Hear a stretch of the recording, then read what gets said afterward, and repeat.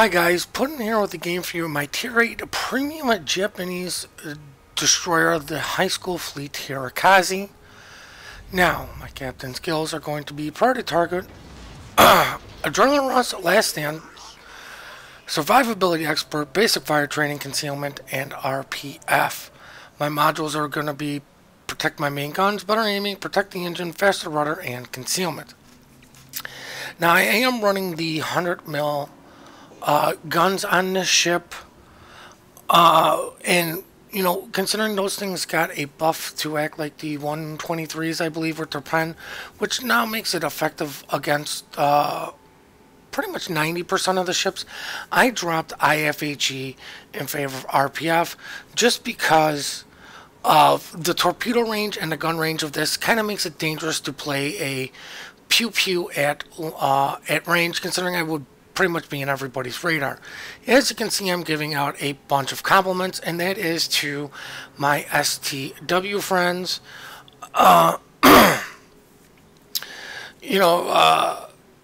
Because I did notice that Kildare was inheriting. He is the leader of STW, and you know, I think he is a top-notch leader, along with a couple of the other guys I do know. Now, in all honesty, why am I taking this approach to sea? Because I failed to recognize what map we are on at the start of the game because I was too busy giving out compliments. But you know what? Sometimes happy accidents can occur. I'm kind of taking maybe a not so common, an uncommon approach to getting this cap instead of a different route. But once again, I don't want to go play by the island there because it's just going to limit my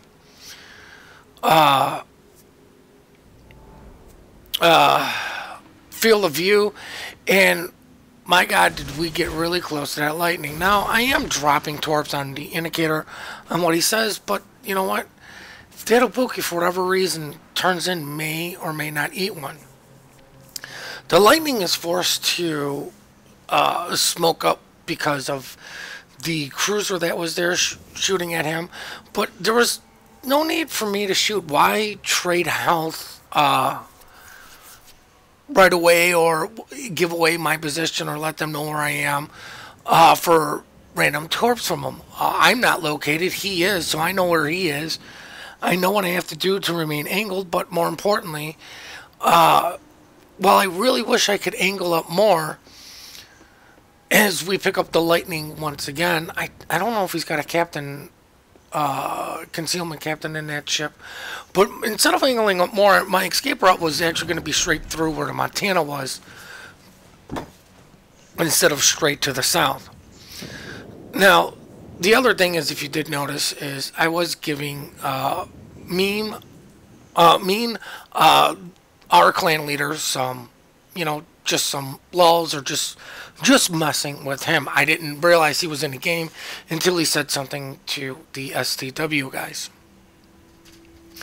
Now, this lightning has just been going all over the place, and you know what? Right now, I'm just playing the if I can't have it, you can't have it game.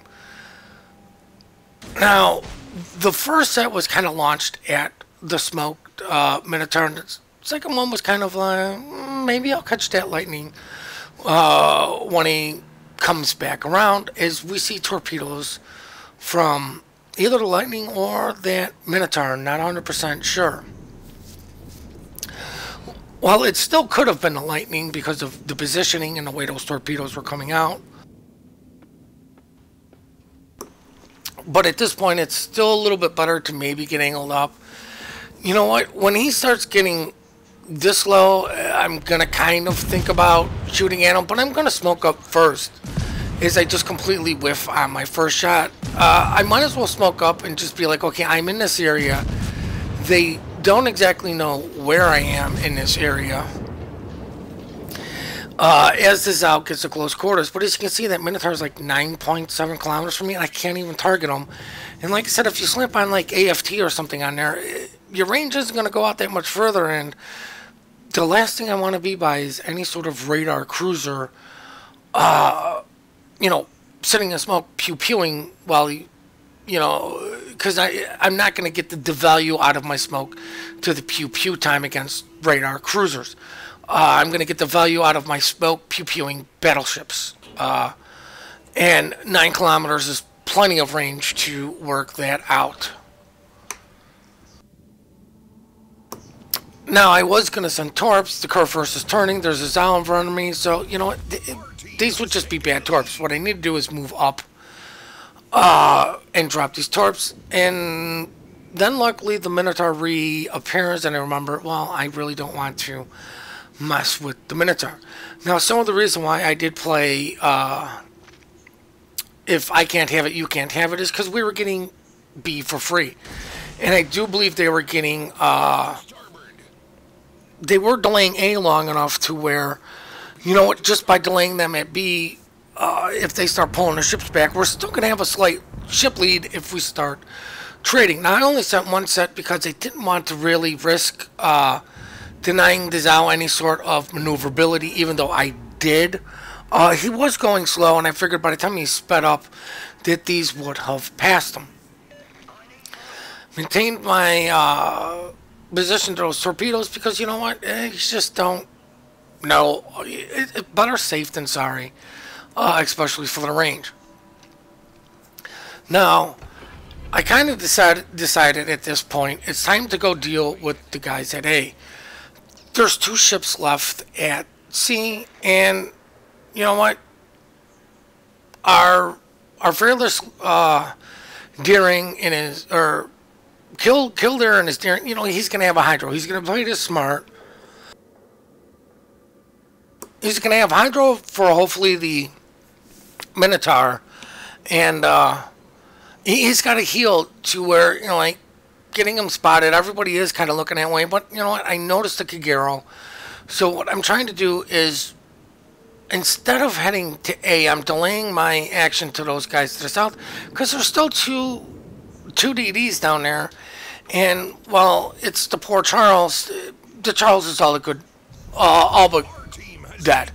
If you can see where his positioning is, he's not playing that very well, and I don't know if he got forced into that situation or not. But just clearly, by looking at the mini, he's too close. He's not kiting, and I mean, there it is. He's as good as dead. Now I am waiting for my rear turrets to kind of catch up before I start opening up on this guy, and for whatever this reason, this guy's just going straight. I make it too. I don't know what he's doing. That looks like it was the Zhao. I don't know what. Maybe it was my mass, but I don't know what the heck I was doing. Now I was considering I'm all the way up here. I might as well play for the maybe getting some torps on the curve first. Forgot my AA was on. That's a mistake on my part. But I figured, you know what, let me get this curve first, because you know what, the sooner these guys die, the sooner we can focus on the guys from the south, because this is far from really being wrapped up. As we see the Minotaur, I'm like, okay, I definitely need to get some distance from the curve first, because if he pops that nasty Hydro, I'm screwed, which luckily he hasn't right now. Now, I do believe the Zaldis and Torps at least understood that, yes, I would also be turning away because I don't want to close the distance with him. But some of the other reason that I really chose this gameplay is, if you notice, things I'm torping, things I'm damaging are, well, except for the Kagero, are mainly higher tier than me. And I've always been a proponent of trying to explain what we can figure out about experience and credits earned, and especially with the CV rework patch did some economy changes to where lower tier ships are going to get a bigger bonus against higher tiers. I'm not sure what that bonus was. I don't recall seeing it in the patch notes, and they usually don't relay that information out. But they did state that, You know, like tier 8s and tier 10 games are now going to get a bigger bonus. Now, what I'm trying to do is actually slow down, get this guy spotted, and, you know, even his out spotted. And I'm going to take shots on these guys while not being smoked. Hopefully smoke up. Yes, thank God. Smoke up, get these guys to shoot, because at least the Turpus, that's going to kill his concealment plume. But make no mistake, I am constantly thinking that, you know what, there is this out there with 12-kilometer torps, and he's probably torp, at least I would assume, is I'm going to try to get a shot in through the little,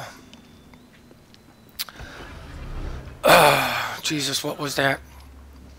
The little gap in the island is, our Montana just says, nope, to the Zal, but I'm still not going to stick there, because it's not worth it. I did what I wanted to. I reset the cap a couple of times because I was in a position to. And you know what? Nobody else really was in a decent spot. Now, the last thing I really want to do is get into a pew-pew fight with the Mogami.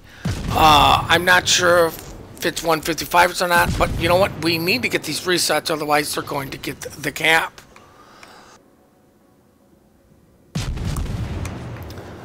You know what? If we can delay these guys for as long as possible, you know what? That's good. I kind of failed to realize that I was behind an island a little bit. When I did, I was too busy turning away. But it seems like the Zao is the only one on cap, maybe. As I get a couple torp hits on the Turpits, it looks like I guessed right. And then I see Fearless Leader. And I'm just thinking, you know what? I'm just going to go after him. Screw it. I'm not going to kill a Mogami anytime soon unless he runs into torps. And I am targeting him. But luckily the Kerfer said, nope, to the Mogami. I don't know exactly what is on cap because I don't know what the Gering's been doing. Not gonna lie. But the Gering sends torps against Fearless Leader. And yes, I'm calling mean Fearless Leader. And if you get the reference, good for you. If you don't, well, I'm sorry, you're too young. But you know what? It's one of those situations. I don't know why the replay is not showing why I'm not targeting the Yamato, because I was going back and forth between the two, and I'm trying to stagger these torps out a little bit, and I'm still like, man, I don't know who the hell's spotting them. We're not 100% sure where the Minotaur is. Maybe he's the one who capped, but I'm not sure if these torps are going to hit, and I do believe, or I am hoping that the Gering, sorry about that, I do believe, or I am hoping the Gering got a flood on him, so it is time just to pew-pew. Now, if you notice, I'm only going a quarter speed because I want to stretch out my smoke cloud as I managed to get a flood on him, so if the Gering didn't get his DCP out, I did. You know what, now I know for 100% certainty it's out because he is burning. I don't know if he's flooding as another torp comes in on poor Fearless Leader. And you know what? The fire is going to get him. I don't think anyone else's shells really can make it in time between my shells and the fire that is burning on Fearless Leader as we kill the Fearless Leader.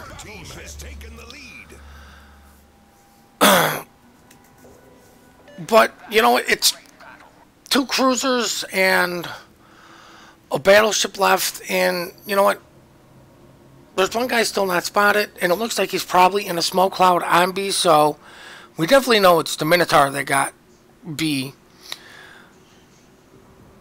Or is there another smoke cruiser? Well, it's got to be two Minotaurs and a Turpits left, it looks like, because I need to learn how to read. We're still working on that, guys, for you, in case you didn't know. But, like, I really don't want to go up against the Minotaur. I don't want to go up against the Turpits. The Minotaur manages to torp our Gering. Lol. I'm sorry, that's just always funny, no matter what side you're on. It's more depressing if it's your team and you needed the gearing alive, but it's still funny. Now, of course, I'm yelling at mean, and somebody's gonna chime in and just, I don't know, not understanding that it's two clanmates having fun at each other, unless there's something going on their side that I'm unaware of. But you know what? Yeah, I'm not gonna berate them as harshly as I normally would. I'm trying to lay off of that, but I'm not gonna let somebody who calls me out as having bad stats just sit there and constantly berate me.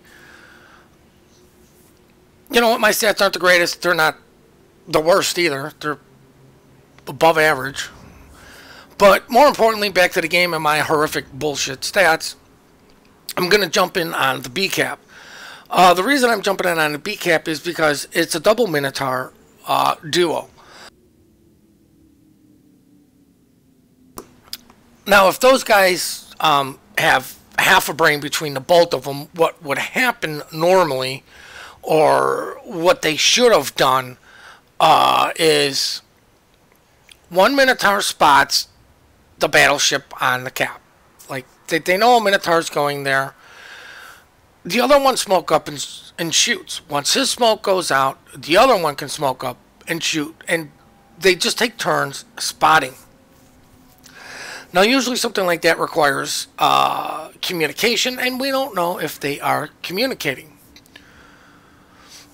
But the reason I'm seeing on this cap is because, well, everything on this cap, with the exception of maybe the Ibuki, is kind of horrendous concealment. The Curfirst is probably spotted. The Montana's probably spotted.